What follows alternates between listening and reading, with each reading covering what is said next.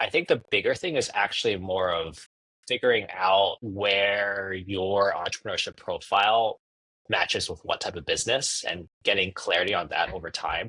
That's where the progress needs to happen because there are deals all over the place. And just by getting access to more deals does not necessarily mean you'll find the right business. It really is just getting more clarity about yourself such that a deal that comes in through any one of the given channels, you'll be more certain about it. That's how I feel. So yeah, I looked everywhere. I looked at Acquire.com. I looked at Quiet Light Brokerage. I looked at Flippa. I started doing outreach. I registered for a bunch of those private brokerages like FE International, just like everywhere I could. And I ended up finding Improv Mex from Quiet Light. Yeah. That's great.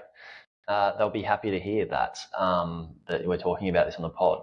So I'm so glad that you mentioned about how, for you, it sounds like it was for you, is that you don't just need more businesses to find, and you don't need to find a lot of businesses, but you said specifically through looking at a lot of businesses, you worked out what type of business you wanted to buy, which means just to put that in layman's terms is like you worked out what business model and type of business was going to suit you, which allowed you to narrow your search criteria down and not look for a lot of businesses, but you started to only look for those few types of businesses, which would have decreased the amount of places you needed to look and helped you hone in on finding that right business model. And the reason I say this is super important for people to know what business model, what size business to buy, and then what business model to buy is because then you start to do due diligence on those businesses and understand that small piece of the market, right? Really well. Like that one business model